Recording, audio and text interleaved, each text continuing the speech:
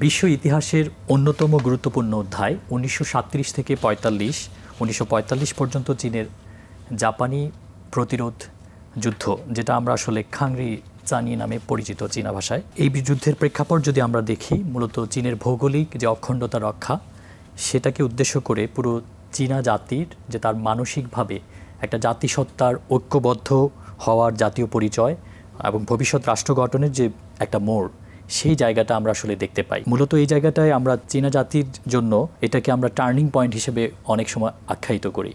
ঠিক কেন আসলে আমরা এটাকে টার্নিং পয়েন্ট হিসেবে বিবেচনা করি, এটা যদি বলতে চাই, প্রথমত এর মূল কারণটি যেটা, সেটা হচ্ছে আসলে আমরা জানি যে চীন দীর্ঘদিন ধরে অর্ধ উপনিবেশিক এবং অর্ধ সামন্ততান্ত্রিক যে ব্যবস্থা, সেটার মধ্য দিয়ে আসলে ওই সময়টায় তাদের যে একটা মুক্তির সংগ্রাম, সেই জায়গাটা একটা নতুন গতি এনে দেয় চংরি খানি বা চীনা জাপানি আগ্রাসনের যে যুদ্ধ, বিরুদ্ধে যে যুদ্ধ।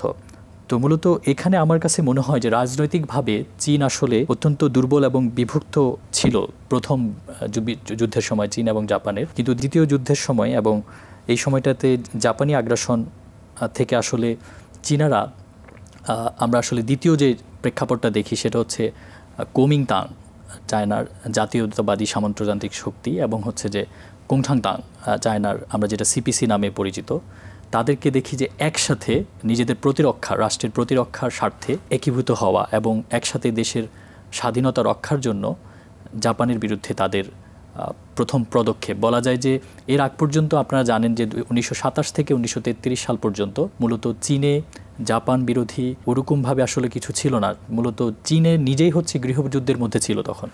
মূলত কুংঠাংতাং এবং কুওমিন্টাং, এই দুইটা তাং ভাইয়ের মধ্যে তাদের আসলে মূলত যুদ্ধ পরিচালিত হচ্ছিল, গৃহযুদ্ধ। তো এরকম একটা আসলে রাজনৈতিকভাবে ভঙ্গুর একটা রাষ্ট্র কাঠামোয় দ্বিতীয় বিশ্বযুদ্ধের ঠিক প্রাককালে এমন একটি সময়ে আসলে দুটো গোষ্ঠী একসাথে হয়ে নিজের দেশের প্রতিরক্ষার জন্য একসাথে কাজ করা, যেটা আমার মনে হয় যে আসলে চীনা জাতিকে আমরা বলি যে উশিলিউগো মিনজু 56, তাদের আসলে আমরা জানি যে মাইনরিটি মেজরিটি মিলিয়ে এতগুলো জাতি, তারা আসলে তখন আসলে 56 মাইনরিটি এবং মেজরিটি গ্রুপ, এথনিক গ্রুপ মিলেই একটা জাতিসত্তাতে তারা বিশ্বাসী হয়ে ওঠে, যে চীনা জাতি। সেই জায়গা থেকে আসলে সবাই আসলে প্রতিরোধ গড়ে তোলে।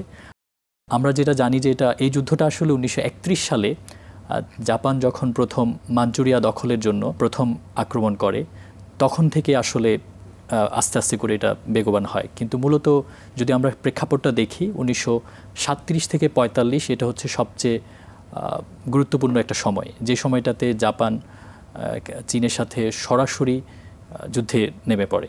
ধন্যবাদ।